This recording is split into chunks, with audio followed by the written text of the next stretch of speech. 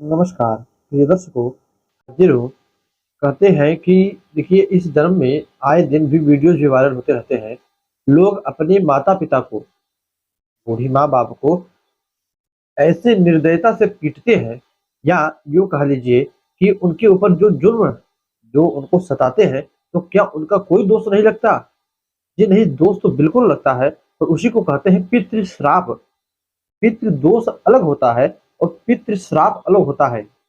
कुंडली में पितृ श्राप यह कैसे बनता है? और देखिए, पितृ दोष हो या पितृ श्राप हो, इसका सबसे ज्यादा इफेक्ट आपके संतान पर पड़ती है। पंचम भाव है उस पर पड़ती है, और तो हर चीजों पर पड़ती ही पड़ती है, किंतु संतान, क्योंकि जब हम पितरों की पूजा करते हैं तो सबसे पहले उनसे यही प्रार्थना करते हैं कि गोत्रन्नो वर्धनताम। हे पितरों, हमारा जो गोत्र रुका हो, हमारा जो वंश वृद्धि रुकी हो, वह वंश वृद्धि आगे बढ़े, हमारी संतान हो। तो जब भी कुंडली में पितरों की किसी भी प्रकार से प्रकोप बढ़ता है, सबसे पहले वह आपको निसंतान कर देते हैं, किसी भी प्रकार की कोई संतान नहीं देते। दर्शकों, कुंडली में यह पितृ श्राप, जैसे किसी जातक की जन्म कुंडली में बना है, तो समझ लीजिए उसने पिछले जन्म में अपने माँ बाप अथवा किसी अन्य बूढ़े व्यक्ति को, बूढ़े माँ बाप को सताया है, तब कुंडली में उसको यह पितृ श्राप बना है। वह चाहे जातक हो चाहे जातिका हो। तब यह कुंडली में पितृ श्राप बनता कैसे है, आइए जानते हैं। दर्शकों, पहला सूत्र है कि जब कुंडली के, जैसा कि मैंने कहा, पितृ जो है सबसे पहले आपको संतान ही नहीं करते हैं, तो इसलिए कुंडली के पंचम भाव में देखिए, यदि कुंडली के इस पंचम भाव में सूर्य देव बैठे हो, और इस सूर्य को तथा जो है कुंडली के पंचम भाव को पाप कर्तरी दोष लगा हो। पुनः समझिए, कुंडली के पंचम भाव में सूर्य बैठे हो तथा चौथे और छठे भाव में कोई ना कोई पापक ग्रह बैठा हो, कोई भी पापक ग्रह हो, अथवा उस सूर्य को पापक ग्रह देखते हो। पहला सूत्र है, पंचम भाव में सूर्य हो तथा उस सूर्य को पापक ग्रह देखे, अथवा एक घर आगे और एक घर पापक ग्रह बैठे हो, तब कुंडली में यह पहले प्रकार से पितृ श्राप बनता है। इसको आपको बता दे, हमारे पास मिला जुलाकर 6 से 14-15 सूत्र है। आज की इस वीडियो में हम 5 से 6 सूत्रों की बात करेंगे, फिर एक दूसरी वीडियो बनाएंगे जिसमें भी 5 से 6 सूत्रों की बात करके पूरी करेंगे, और उसी दूसरी वीडियो में आपको इसका उपाय भी बताएंगे।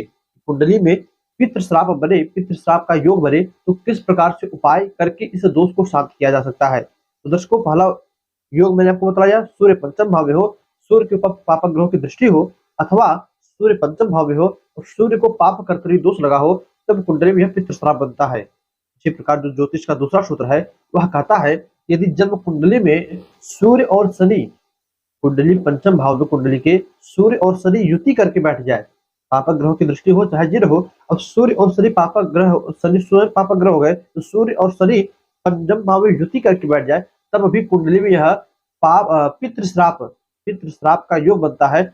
और जातक ने पिछले जन्म में अपने पिता को सताया था, तो पिता के श्राप से उसे पुत्र की हानि होती है। दर्शकों, आपने गांव इत्यादि में सुना होगा कहते हुए कि दादा ही अपने पोते के रूप में, पौत्र के रूप में पैदा होता है। तो जब दादा का शाप लगेगा, यदि पिता का शाप बेटे को लगेगा, तो बेटे को किसी भी प्रकार का पुत्र संतान नहीं होगा। इसी प्रकार जो तीसरा सूत्र है, वह कहता है, जब कुंडली में जो लग्नेश हो वह निर्बल हो, कुंडली में जो लग्न का मालिक हो वह निर्बल हो, तथा जो पंचमेश हो उनके साथ सूर्य बैठे हो, और पंचम भाव में पापक ग्रहों की दृष्टि या पंचम भाव में पापक ग्रह बैठे हो, तथा लग्न में भी पापक ग्रह या पापक ग्रह की दृष्टि हो, तब भी यह पितृ श्राप बनता है।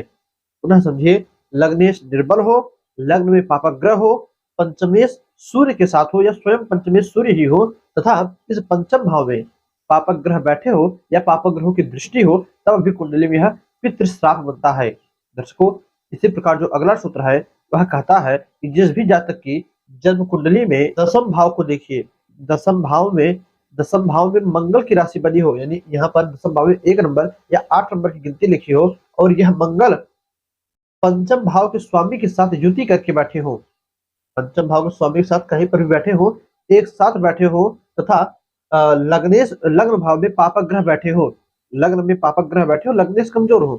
पुनः सूत्र सुनिए, दसम भाव में मंगल की राशि बनी हो और मंगल पंचम भाव के स्वामी के साथ एक साथ कहीं पर भी कुंडली में बैठे हो, लग्न में पापक ग्रह हो तथा लग्नेश कमजोर हो, तब अभी कुंडली में यह पितृ श्राप का योग बनता है। का जो छठा सूत्र है, वह कहता है, जातक की जन्म कुंडली में दसम भाव का स्वामी पंचम में चला आवे और पंचम भाव का स्वामी दसम भाव में चला जाए, यानी 10वें का स्वामी 5वें में और 5वें का स्वामी 10वें में चला जाए, दोनों आपस में परिवर्तन करने लग्नेश कमजोर हो जाए, लग्न में तथा पंचम भाव में पापक ग्रह बैठे हो, लग्न में पंचम भाव में पापक ग्रह बैठे हो, तब भी कुंडली में यह पितृश्राप का योग बनता है। जिसको इसी प्रकार इस वीडियो के लिए जो आखिरी छठा सूत्र है वह कहता है कि जन्म कुंडली में सूर्य की राशि में देवगुरु बृहस्पति बैठे हो तथा सूर्य 5वें भाव के स्वामी के साथ युति करके कुंडली में कहीं पर भी बैठे हो और लग्नेश कमजोर हो तथा लग्न में पापक ग्रह हो। पुनः सूत्र को समझिए। कुंडली में जहां पर 5 नंबर की गिनती लिखी है उस गिनती में उस राशि में सिंह राशि में गुरु बैठे हो तथा जो 5वें भाव का स्वामी है वह सूर्य के साथ युति करके बैठा हो और लग्न में पापक ग्रह हो, लग्नेश कमजोर हो, तब भी कुंडली में यह पितृश्राप का छठा योग बनता है। दोस्तों आपने एक बात गौर किया होगा तो बार बार लग्न का जिक्र इसमें आया होगा।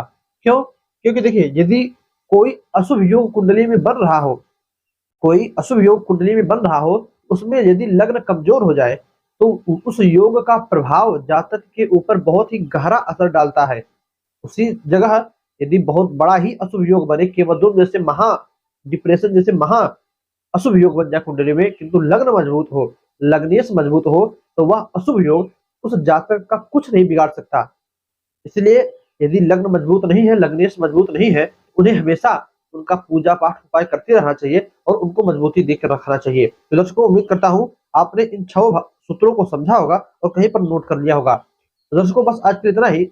पुनः हमारा जल्द ही दूसरा भाग आएगा जिसमें कि हम बाकी के बचे हुए जो 6-7 सूत्र हैं उसको बतलाएंगे और इनका क्या उपाय है, इनका क्या उपाय है उसको भी बतलाएंगे। दर्शकों बस आज के इतना ही। जान दीजिए पुनः से मुलाकात होगी किसी नए वीडियो में नए टॉपिक के साथ।